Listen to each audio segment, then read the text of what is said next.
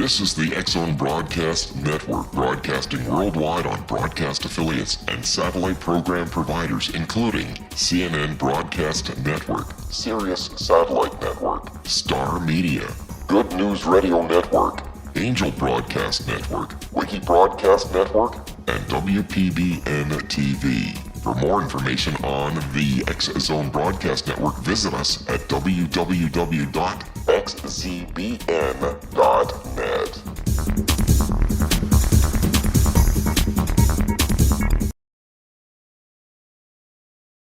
And welcome back to the X-Zone, everyone. My name is Rob McConnell, coming to you from our studios in Hamilton, Ontario, Canada, on the Talkstar Radio Network and the X-Zone Broadcast Network and our growing family of broadcast affiliates right across Canada, the United States, Central America, the Caribbean, South America, the Pacific Rim, Australia, Asia, India, Africa, and Europe.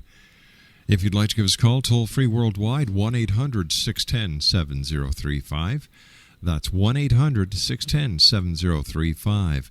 My email address is xzone@xzoneradiotv.com.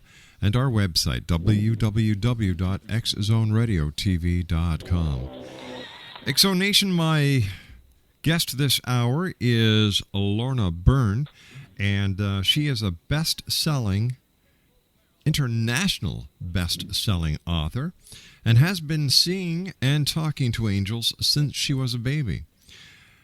Very unusually, she sees angels physically, just as you see someone sitting across from you. Dyslexic and diagnosed as a retarded as a child, she has never read a book. She says that the angels are her teachers, and she shares their wisdom in an authentic and charming way. The story of her life sharing the wisdom God and the angels have taught her Angels in My Hair, a blockbuster in her native Ireland, 20 weeks at #1, and the best-selling non-fiction book in Ireland in 2009, after Barack Obama's Dreams of My Father. A Sunday Times bestseller in the United Kingdom, it is now translated into 20 languages, including Japanese, Korean, and Russian. In the USA, it is published by Doubleday. The overwhelming reaction of the millions of readers internationally to Angels in My Hair is that it has given them hope, helped them to realize that no matter how alone they might feel, they have a guardian angel that is at their side. And Lorna Byrne, welcome to the X-Zone. Hello, Rob. I'm delighted to be talking with you. It's great having you with us tonight here on the X-Zone, Lorna. What was it like when you saw your very first angel? And the only way I can say that is I cannot remember a moment never seeing angels, so I would always say to people, from the moment I opened my eyes, I always remember lying in my cot, as an infant and reaching out and trying to catch them, to touch them, especially when my mom would be bending over me to fix my blanket or something. They were there all of the time. You have to remember when I was a little child, I didn't actually know what they were at first. Mm-hmm. It was only as I grew, they started to tell me, and they told me to keep it a secret. And at the time, I didn't understand why I was to keep it a secret. But that was really because I was dyslexic. And in Ireland, way back then, if a child had learning difficulties and, they were considered retarded. And in Ireland back then, they didn't even know what dyslexic was. And I know not even pronouncing it properly. And of course, I think I was maybe about 2 or 2.5. I had a little brother that had died before I was born. Oh. But I used to see him and play with him. And he used to change size. Sometimes when my mom would be asleep in the chair, mm-hmm. He would be an infant in her arms. And other times he would be playing with me, but he would be older. And then one day we just touched. We were playing in front of the fire with blocks, and we touched, and it was just so tingly, that it made me laugh and smile. And it was really from then that the angels explained. They explained to me that my little brother, was a soul. He wasn't an angel like them. Lorna, please stand by. You and I have to take a 2-minute commercial break. We'll be right back. Lorna Byrne is our special guest, X Zone Nation. www.lornabyrne.com. That's LornaByrne.com. We'll be back on the other side of this break as we continue right here in the X Zone. Don't go away.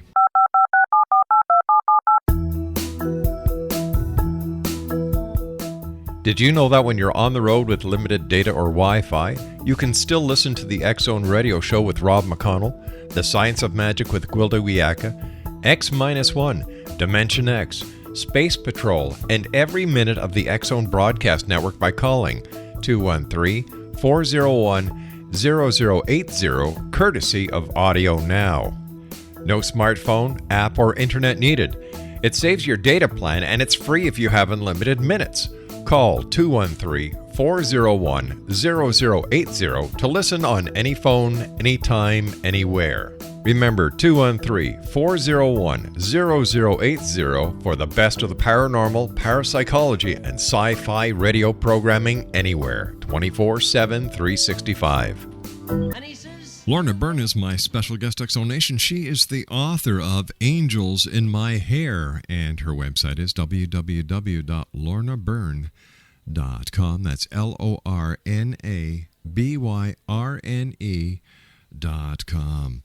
Lorna, before you and I left for the commercial break, you were telling us how your brother, who had passed, was with you a number of times, playing with you. At times he would appear to be the size of a baby in your mother's arms, and then at other times he would be playing with you. And before we went to the break, you told us how you touched him, and it was like tingly all over. Was this the very first time that you touched your brother as an angel? It was the first time, and it was tingly and all sparks. And that was when the angels explained to me that my brother was a soul, not an angel, and that they were angels. And the angels have been in my life, right up to this very day now. And they have been my best friends and my companions and absolutely great teachers. Because you have to remember, I was considered retarded, so I didn't get any education at all. You went to school and you were put into the back seat in the class, and the teacher didn't bother with you. But I see angels with everybody, and I know you have a guardian angel there with you. I don't doubt it at all. And I suppose that's one of the most important things. People find great comfort from the book because it's reminding them of that they have a guardian angel that's the gatekeeper of their soul, and that guardian angel never leaves them, not even for 1 second, so they're not alone. And that alone has given people great comfort. No matter what's happening in their lives now, they know that they're not alone. And all that you have to do is just ask. But what about people who don't believe in God? Do they still get a guardian angel? I have to smile now, even when you say that. When I go outside, and now because of the book, I've been traveling, around the world and all of that. I see angels with every single human being, man, woman, and child. It doesn't matter whether they believe or not. Everyone has a soul, and God has given us all, each and every one of us, a guardian angel as a gift to help to look after us, and especially to be the gatekeeper of our souls. What would I say? Even in Dublin, there is a synagogue. Here in Ireland, most people are Catholic, but now it's kind of changing because we have a lot of people coming into the country. And I always remember, passing the synagogue, and one day, loads of the men came out, and their guardian angels and all the other angels around them were absolutely beautiful. It doesn't make any difference what religion you are, you have a guardian angel. And I think that is one of the most wonderful things. Lorna, tell me, what is the role of a guardian angel?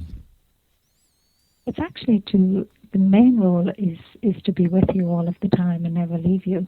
And the main role is to be, the gatekeeper of your soul.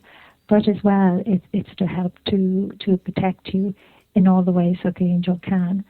And your guardian angel allows in other angels to give you a helping hand, and even allows in, the soul of someone that maybe you loved that has passed over.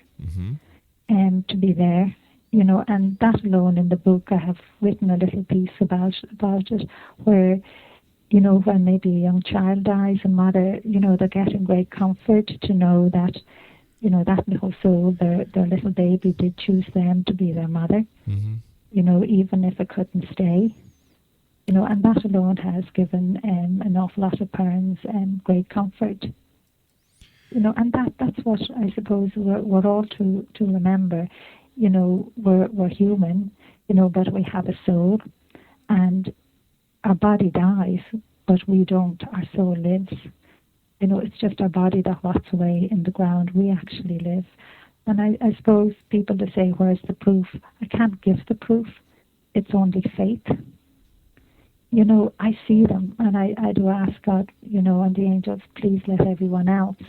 And I know all over the world now, more and more people are experiencing things to do with their angels, or even experiencing things to do with, a loved one that passed over, they'd feel their presence and give them comfort to help them grieve. There's so many things. People are just so hungry and thirsty. They're afraid. I know some people would laugh and ridicule, but yet they're as hungry and as thirsty as a person who believes, because they want to know as well. And God and the angels in your soul, that is what is the supernatural. But that's the thing. We're all longing to know that there is more to life, that there is angels, and that we have a soul, and that God does exist. Now, how do you communicate with your angels?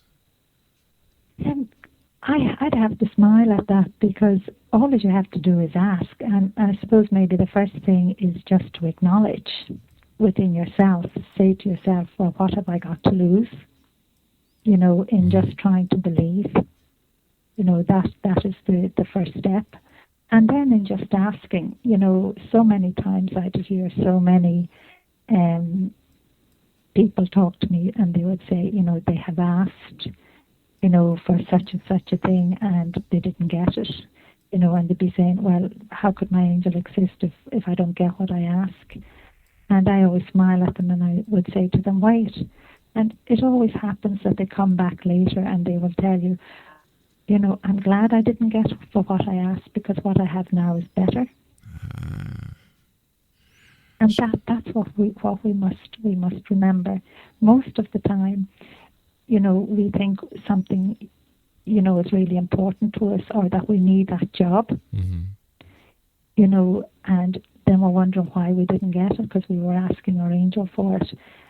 But then the next job you get, you'll find that that's really the job that you wanted, not the other one.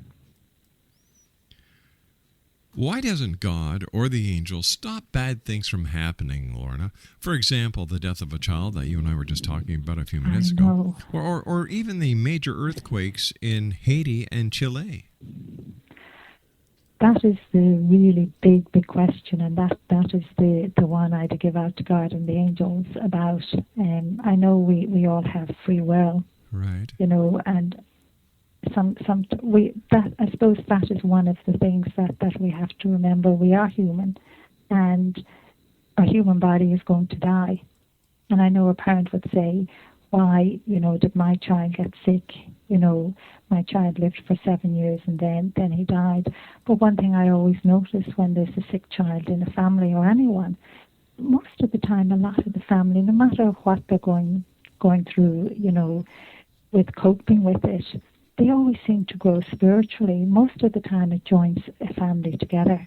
And I have heard this so many times. People would say, the electricity bill is not important at all anymore.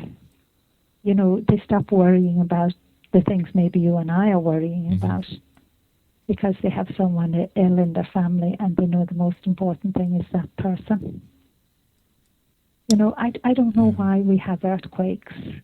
I know we kind of damage our planet, and I know our planet kind of is alive and twists and turns. Certainly. And has to heal itself. I suppose maybe at times if we were a little bit more careful, maybe we wouldn't have so many earthquakes. It's a big question, and I give out to God all of the time.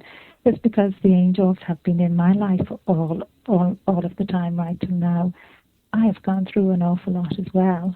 But yes, I wouldn't change my life for anything. You know, even in the short space, you know, of not knowing my little brother when he was, you know, because he was born before I was, and he died before I was born. But I know I'm gifted in the way that I got to know him spiritually as well. But even when the angels told me I would write, and, you know, the angel Elijah walked across the water and told me about the young man I would marry, you know, and showed him to me in a vision, and then told me, you know, he would become ill and I would look after him and we'd have children, but he would die, you know, a young man. I still wouldn't change that, because the only way I can say I loved my husband very much, and I was just, you know, so delighted to have him for the length of time I did. And to me, that is the most important thing. Maybe that would help to answer your question. Children, God bless them, are so precious. Do they have special guardian angels? Every child has a guardian angel. You have to remember, children have only just come from heaven, and very young children, you know, they turn around and they will say, you know, Mama, your angel is there beside you, or your angel, Mom said, you know, you're not to do something. Or they might actually turn around and say to you, Granda said, Mom, you're not to go out to the shops now. Children give, young children now especially, give messages to us all of the time, because they have just come from heaven. Their soul is so pure, and they don't have, what would you say, any hang-ups, or, you know, they hear their angels, they see them, and they respond to them. It is just that when they get older, they get conditioned. You know, the way a parent will turn around and say to a child, oh, don't be telling fibs. If a child turned around and said, you know, I'm going outside to play with my little friend, you know, we would turn around and say, don't be making up stories. I always say to parents, you shouldn't say anything like that to the child. You should just smile. Leave them, you know, to believe, and maybe one day they'll turn around and tell you, it was my angel I was talking to.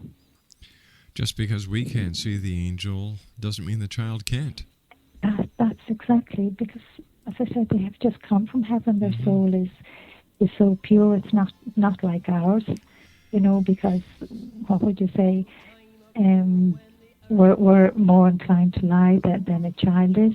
You know, we're more inclined to do the wrong things. Lorna, you and I have to take our news break. Please stand by. Okay. Lorna Byrne is our special guest, Exonation, www.lornabyrne.com. The name of her book is Angels in My Hair. My name is Rob McConnell. Lorna Byrne and I return on the other side of this break after the news as the X-Zone continues on the Talkstar Radio Network and on the X-Zone Broadcast Network. Don't go away. This is the X-Zone Broadcast Network, broadcasting worldwide on broadcast affiliates and satellite program providers, including CNN Broadcast Network, Sirius Satellite Network, Star Media, Good News Radio Network, Angel Broadcast Network, Wiki Broadcast Network, and WPBN TV. For more information on the X-Zone Broadcast Network, visit us at www.xzbn.net.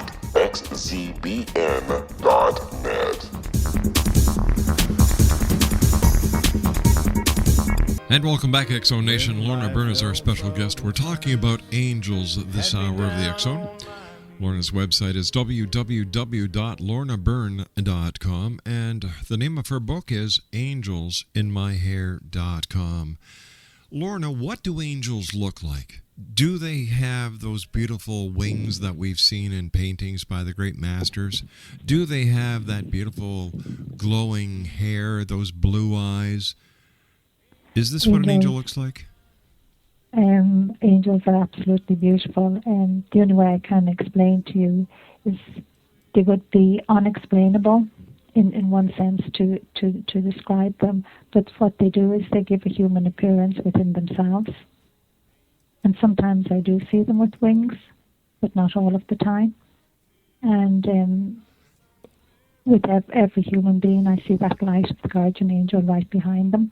I always say about 3 steps, and that light is your guardian angel. Some of the angels, my own personal angels like Michael and Elijah and Hostess, they give such a human appearance, and especially Michael, that one day when I was in the college here in Maynooth, it was a time when my husband was alive, and the angel Michael was walking with me, and there was 2 priests coming in the opposite direction, and they turned around and they said, "Hello, Father." They didn't say hello, Father, to me now, it was to Michael. He gave a human appearance as dressed, like a priest. And another time, an elderly lady, well, she's elderly now, she turned around to me one day, and she turned around and said, "I saw that young man you were walking with." And I knew quite well she couldn't have seen me out walking with a young man. I knew it had to be Michael, because I wouldn't have been out walking with someone else except my husband. And I know all around the world people, they will say, a stranger came up and gave them a helping hand under extreme circumstances, and then afterwards, they just were gone, and they could never find them. And I believe that would have been an angel that gave such a human appearance. But one thing about angels is their feet never touch the ground. And sometimes, it just looks like as if they do, but they don't. They are just beautiful, and they do glow. And just like the angel Michael, he does have sapphire blue eyes. But it's like his eyes have, how would you say, it's like, they have such a light in them that it's like as if you can travel for miles down through them when you look into them. And I suppose we should always remember, God's angels will never ask you to do anything wrong.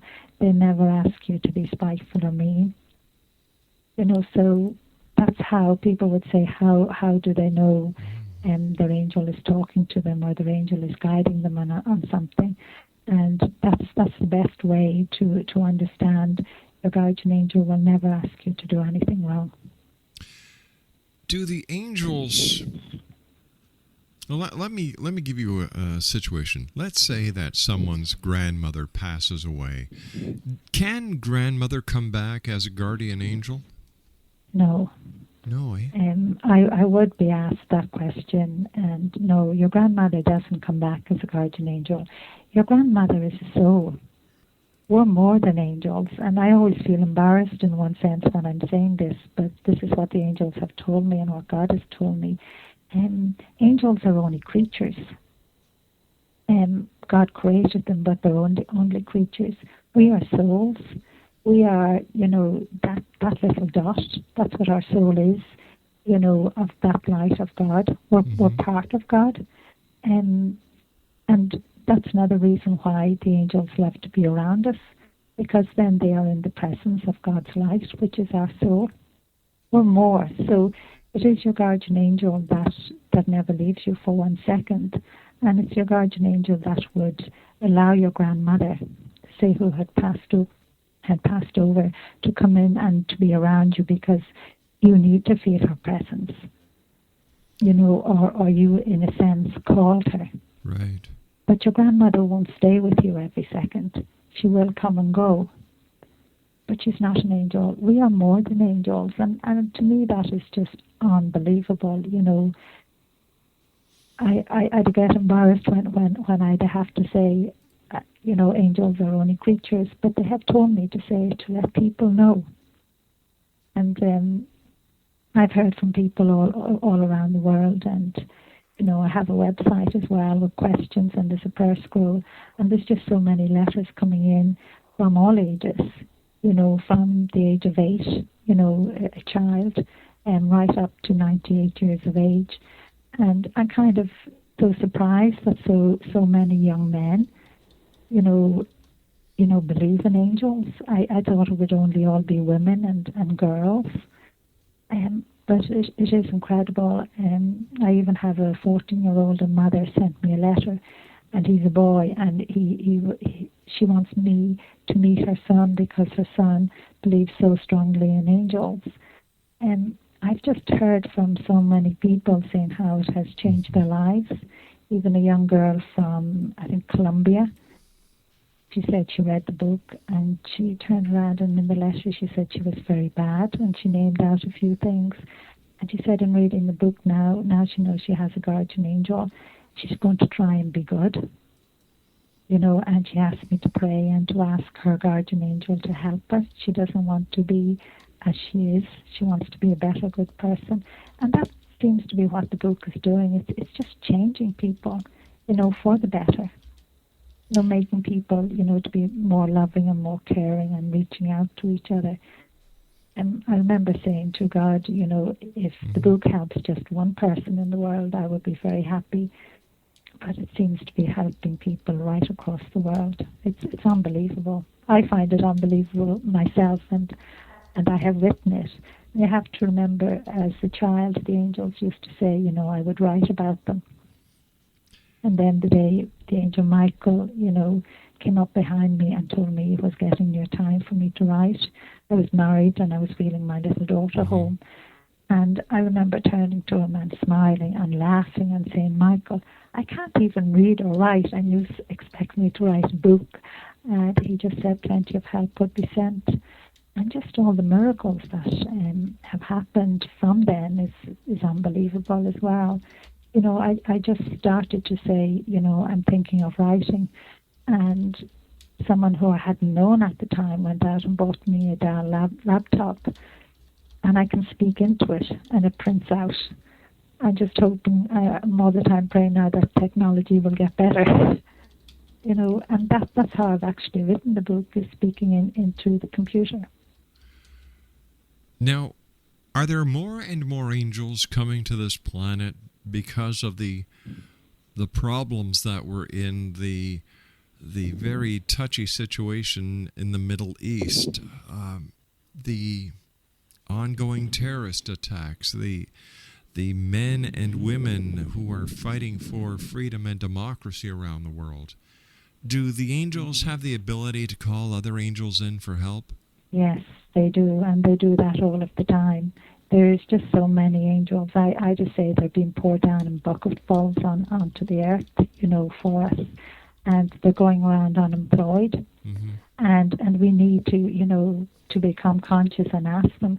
I say to people, you ask your guardian angel to ask, the angels of other people that you know, and even, where there's war, what you're talking about now. I have to smile when you say that, because I was in a hotel one day, and this man came over to me and he recognized me, and he said, you wrote the book Angels in My Hair, and he said he read it, but he turned around and said to me, your book wouldn't be allowed to be published in my country. And he turned around and said, it's a pity you didn't write this back, a year or so ago beforehand. He said, because he turned around and he said he didn't listen to God's angels, he listened to the other side. And because one day with his family, bombs were dropping and there was a whole load of killing going on. And he said some of his family got hurt. And he said he was so full of revenge and hate. And in reading the book, it's like as if it woke him up. He realized what he had done. He'd gone out and done the same thing. And he said now he looks at his own little children, and he says the thoughts of it. He says, if somebody came along with the same revenge as he had and killed my children, he said, how can the world stop revenge? And he said he would never do it again. And I suppose maybe that's how war happens. We hurt somebody, and then that person, reaches out to hurt us back. Mm-hmm. And that's where we need to, call on our own guardian angels and ask the angels of all the people, the terrorists, even those who are not terrorists, to reach out to their guardian angels to empower them to help, stop someone being angry or someone being mad or somebody, feeling so emotional that they don't feel any pain as such, so they go and hurt someone else. How can you have, peace in the world if you don't have it in our own homes? So it's like even within our family, if there's any dispute or any little argument, it's kind of just reach out, open the door again. We have to start somewhere. And I'm always asking the angels to pour down on those countries that you've spoke of there now. And I get loads of letters from parents from the States who have their sons, with peacekeeping soldiers, asking for them to be protected. And I ask the guardian angel to protect them. We all need to do that to make this, a better world. We have our guardian angel that's a gift from God. Angels are gifts from God to us. Let's use them. Let's empower them. Let's empower ourselves. Let's reach out to each other. And it's only asking. Mm-hmm.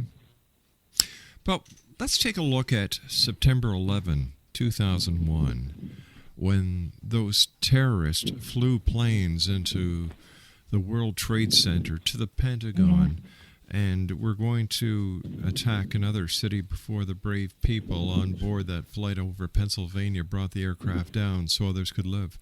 Why couldn't the angels have stopped that before it happened and saved 3,000 lives? I understand that we have free soul, but I have a hard time trying to justify, if all this goodness is around us, why so many people have to die.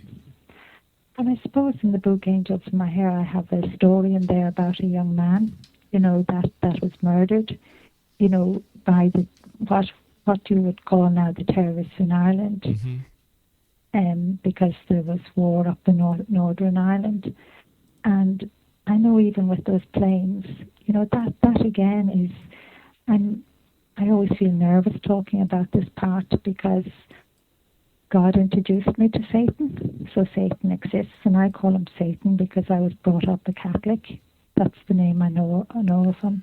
It is the one that most people would call the devil. Right. And we find it so easy to listen. Those terrorists that, took over those planes, that's what they were listening to. But I know their angels were there all of the time. Their guardian angel was there, never left them either for a second, doing their best, trying to get them to listen, not to hurt anyone, not to be doing what they're doing. But the sad thing is they were probably, hurt themselves so much, just like that man I met in the hotel. He did terrible things, but he would never do it again because of revenge. And I know the people on the airplanes, I know all the angels were there with them. And I know that one particular airplane that the people, were able to make the phone calls, all the passengers. I know the angels were there with them, and I know they did not die alone. But yet I know it kind of woke the world up as well. Their death wasn't meaningless. And that is very hard because I know family, miss them terribly. But yet it has woken, the people of America.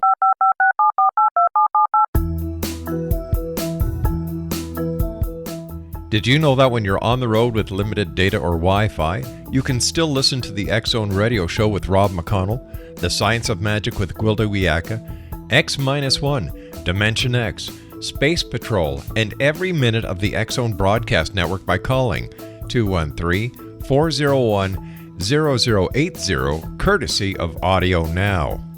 No smartphone, app, or internet needed. It saves your data plan and it's free if you have unlimited minutes. Call 213-401-0080 to listen on any phone, anytime, anywhere. Remember 213-401-0080 for the best of the paranormal, parapsychology, and sci-fi radio programming anywhere, 24/7, 365. X-Zone Nation, my guest this hour is a very special lady. Her name is Lorna Byrne. Her website is www.lornabyrne.com. That's LORNABYRNE.com. And we've been speaking to Lorna at her home in Ireland. She's the author of Angels in My Hair. And, Lorna, tomorrow is St. Patrick's Day. Do the Irish have a particular connection with angels? I believe they do because, St. Patrick, he was a very spiritual man, a holy man, and he banished, the snakes from Ireland. Yes. So we were all conscious that, he was listening to his angel, to his guardian angel, because he done wonderful things. And sure, all around the world, a lot of places celebrate, St. Patrick's Day, and it is something very big here in Ireland. It has not just one day, but you would say, all this week, we have been celebrating St. Patrick. Do the angels have anything that they would like you to share with our worldwide listening audience tonight? One thing the angels are saying to me is for you just to become conscious you have a guardian angel, and to ask, for their help, and to ask for signs even, but try not to miss the signs that our angels give us. And sometimes a person, might say, well, I'd love a sign of a flower or something. But again, maybe you have to remember your guardian angel has to ask someone humanly to give you that flower. And one of the young people of the world, young children, you could be out walking and a small child will come up to you and hand you a flower. And again, that is where the children, listen to their angels so much. And it's just maybe for ourselves, they're saying to try and listen. When you hear that little voice inside of you, or that feeling you get in your tummy, or, and you're walking down the street and you should smile at someone when they're passing you by, even if they're strangers, go and give them the smile. Because, your angels ask us to do simple things like that, but all those simple things are so important. Or sometimes the angels will whisper in your ear and will bring, a name into your mind. It could be your aunt or a friend, and they're asking you to give them a ring. And that is something that the angels tell me, we are good listeners, but we say to ourselves, oh, that would be foolish to ring Aunt Mary.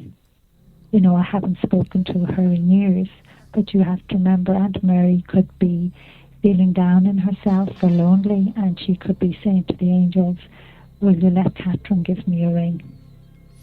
And Lorna, we have to say so long, dear. We've just right. run out of time for tonight. Okay. I want to thank you so much for joining us. Continued success to you. Love to your angels. And from everyone over here in Canada, to you and yours and the great people of Ireland, a very happy St. Patrick's Day. And the same from Ireland to all your listeners and yourself. A happy St. Patrick's Day. We'll be back on the other side of this commercial break at 6.5 minutes past the hour as the X Zone continues. Don't go away.